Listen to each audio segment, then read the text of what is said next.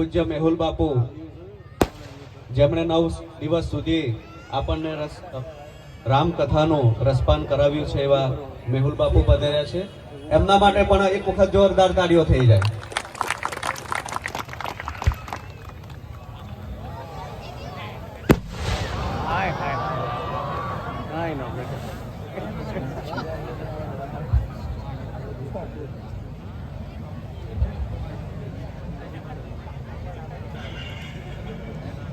હાલો હાલો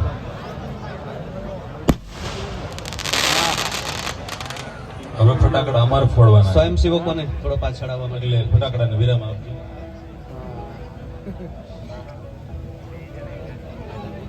યા દેવી સર્વભૂતેષુ માં શક્તિ રૂપેણ સંસ્થિતામ નમસ્તસ્ય નમસ્તસ્ય નમસ્તસ્ય નમો નમઃ.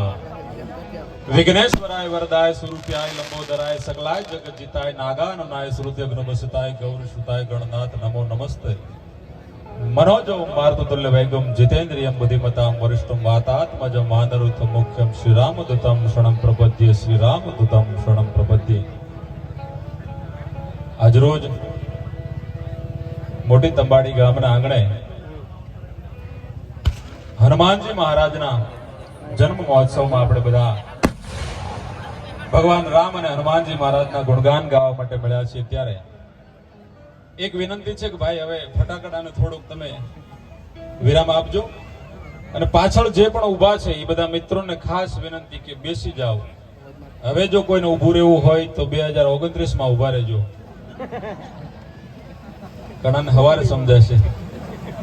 આજના કાર્યક્રમમાં જેમને આપણે સાંભળવા માટે આતુરતાપૂર્વક તમે બધા રાહ જોઈ રહ્યા છો, એક વિનંતી છે, બેસી જાઓ તો બહુ મજા આવશે. અહીંયા મેહુલ દાદા ઉપસ્થિત છે જેમના કંઠે આપણે બધાએ રામચરિતમાનસ રામકથા સાંભળી.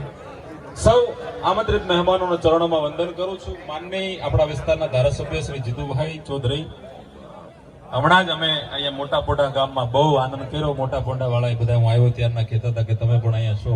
કેટલાક છે આમાં મોટા પોંડા વાળા? હા, બસ હવે એક ફટાકડાને વિરામ આપજો. આજનો કાર્યક્રમ હનુમાન જયંતિ. હનુમાનજી મહારાજ એટલે શિવનો 11મો રુદ્ર.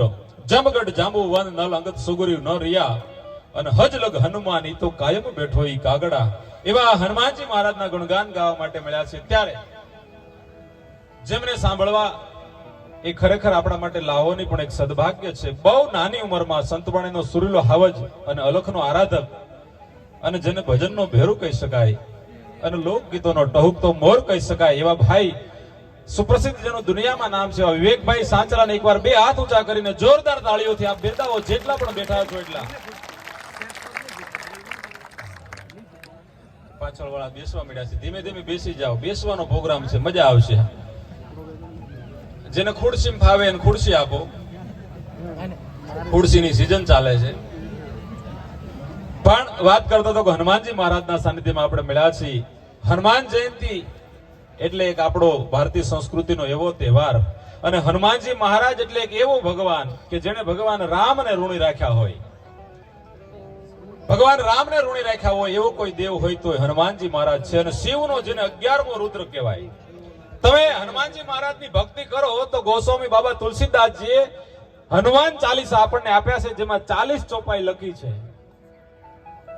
એક એક ચોપાઈ તમે વાંચો તો હનુમાનજી મહારાજ એક એવો દેવ છે કે તમે એની પાસે માગો ઈ આપે. બલ બુદ્ધિ બુદ્ધ્યા દેહુ મોહી હર હું કલેશ વિકાર. એક તો બળ આપે, બીજું આપણે જેની બહુ જરૂર છે એ બુદ્ધિ આપે. સૌથી વધારે જરૂર તો એની છે. બલ બુદ્ધિ વિદ્યા દેહુ મોહી હર હું કલેશ વિકાર. અને બીજી વાત કહું કે આપણે ત્યાં કવિઓએ, મહાપુરુષોએ વિવેકભાઈ છંદમાં મા પાસે માગ્યું છે કે રિદ્ધિ દે, સિદ્ધિ દે, યષ્ટ નવ નિધિ દે. આવું મા પાસે માગવું પડ્યું છે. અને હનુમાનજી મહારાજને વરદાન મળ્યું છે કે અષ્ટ સિદ્ધિ નવ નીતિ કે દાતા અસબર દીન જાનકી માત. હે હનુમાન, તારી ભક્તિ કરવા વાળાને, તારું નામ લેવા વાળાને હું અષ્ટ સિદ્ધિ અને નવ નિધિ આપું છું. મા પાસે માગવું પડે અને હનુમાનજી મહારાજ પાસે આપણને એમને મળે. એવો ભગવાન રામના દૂત હનુમાનજી મહારાજના સાનિધ્યમાં હનુમાન જયંતિ એમના ગુણગાન ગાવા માટે મળ્યા છે. ત્યારે